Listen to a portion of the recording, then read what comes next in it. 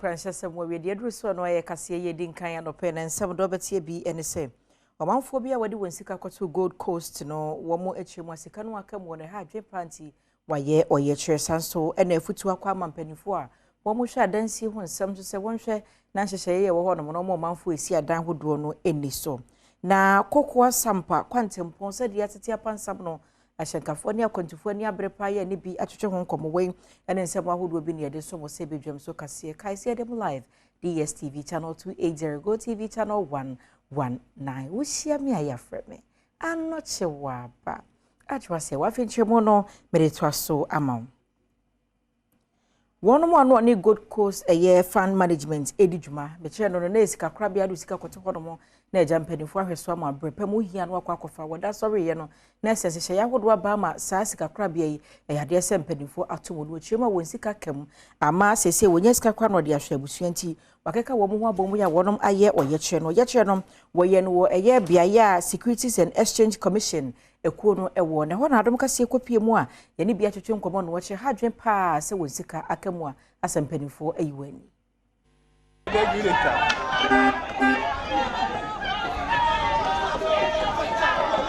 na onsa kan liquidation order na enipa na opese wo save wo mo na fa so be na ba so enti yensegu yensa yemse omo hwe ni panim na omo fa liquidation order no ento baby na omo ntu esika maye it was up to now when maka keshika imbeko because shikani yo jeme efa shikani yo jeme is over 1 million Ghana cedi it was just shika bibioni it was from that time even me to ma pay be my school fees say ewa je mi kometo brother na hu banye eke no onye wo pay obi my school fees wonye wo kwe wo cheke wonye metombo ni wo ko ame wo bi me ame hempi ame even ke on to wo ye ni e wo ba ye ni once a day lebi mi e oba to no kotomo oba nunu fi o ke twa 1 2 e bo ye ni but the next day that is the impact shikani loke eno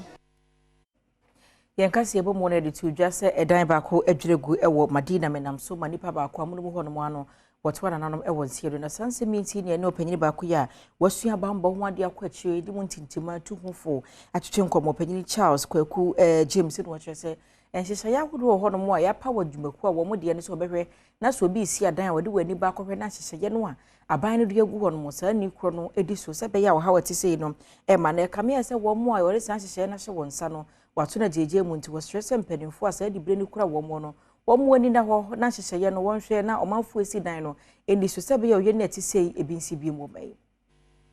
ye wo National Building Regulations 1996 LI 1630 now baby say are we enforcing this law who share the safety of building and construction now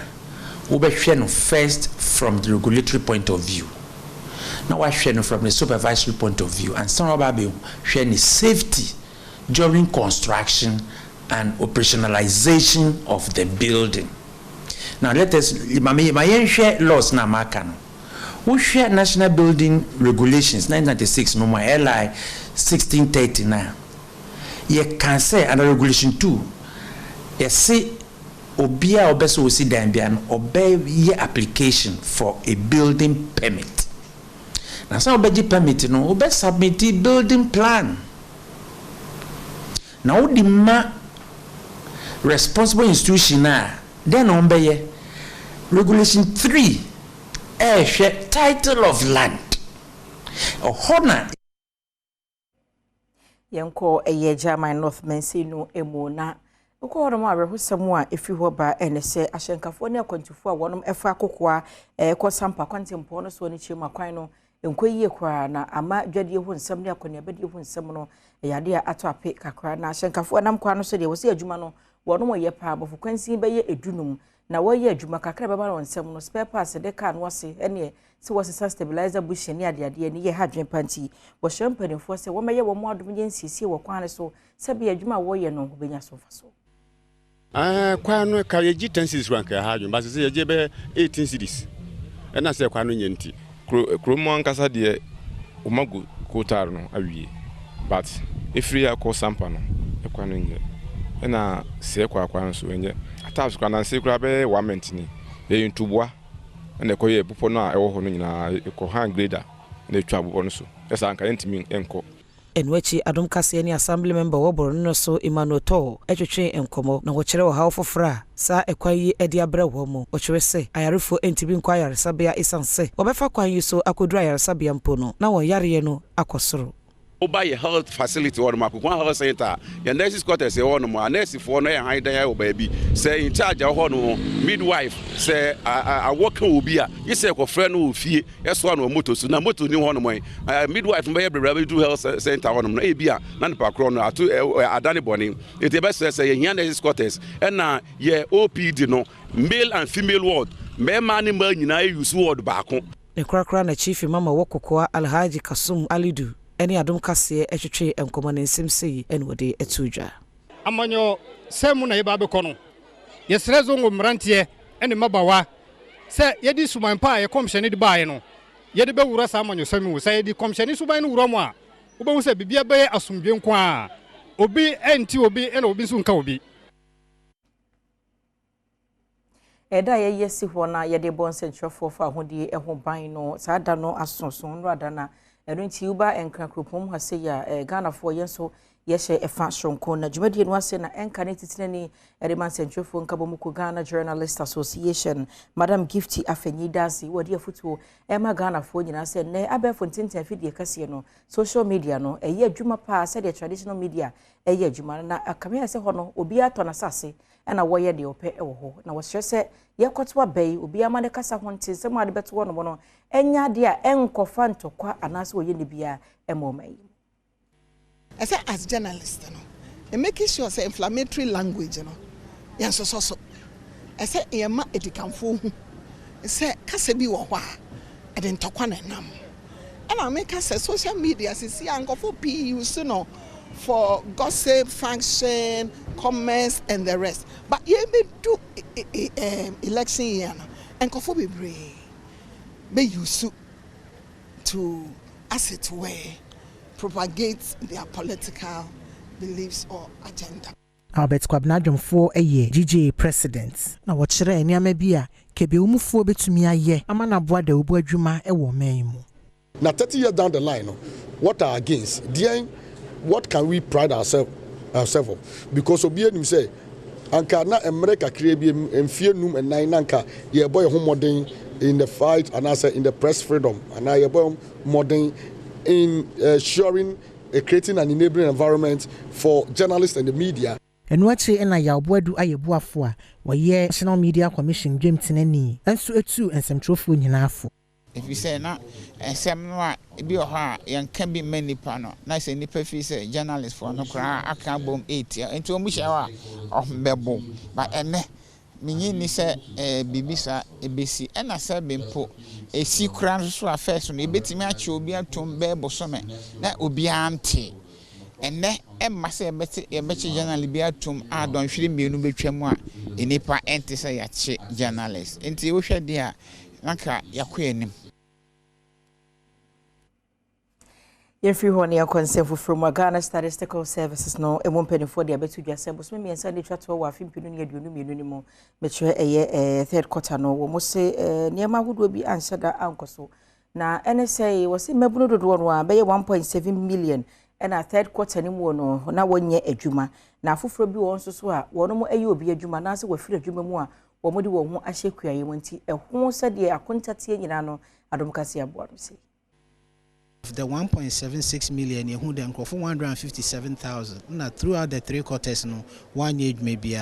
yehwe issue fee employment na fema or ye ho na tembia ye collect data we be catch and the penna utwem na at least we juma 1 hour na wotuo ho nkawa at any point in time ebe bia ye hu then for 11 million na we juma Ghana ha but the way not to form na ehwe ho na out of 11 million across 3 quarters in na we juma ye nya 7.5 million isan se jumedi eye adwuma ye enhie mu nti oso afa be de chira wono ene hwe pade ensem so eba honum bia o kire se sa konteboy eya na wi hia so ye ne pa isan se ebo ma wo mu hunu de wo se wo mo ya enipa ebenya adwuma papa ye ewo omeyi emu. Decent work agenda can only be improved upon by the timely production of reliable labor and employment related statistics. Such data is crucial if the country wants to enhance working conditions of workers while promoting wealth creation and food security for national development.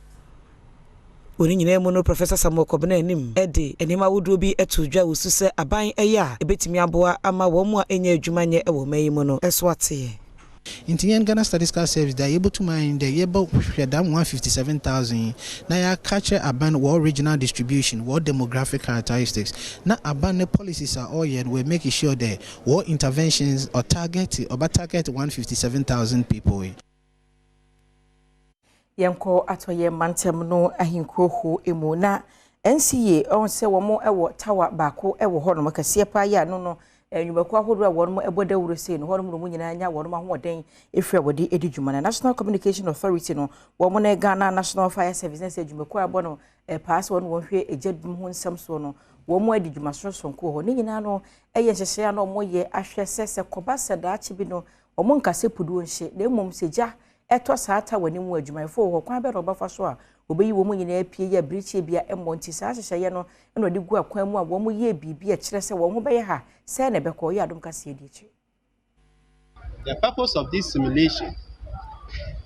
is to sharpen the skills of our personnel to be in readiness for any eventuality. If you look around the town of Ho, you realize that this is one of the tallest buildings, if not in the whole region, at least in Ho. Therefore, there is the need for us to come here, conduct this simulation to create the awareness in the occupants that in case of fire or any emergency, they will know how to evacuate themselves. David SK Date zonal manager ewo NCA fra any utimantem na wo kire mu se dwumadie eyentete a wo de ma adwumayefo se de be ya se jato edan ni mu a obi hu kwan obefa so epia free dan ni mu asa no dum adwumayefo atumi aba abesusu ja no ano. Actually, it has given us a lot of education and then inspiration of what will happen or how to defend anything in regards to this fire outbreak at our premises. Over here we have NCA on the 4th floor, we have CODA on the 3rd floor, we also have National Petroleum Authority on the 2nd floor. So we also part in this particular site.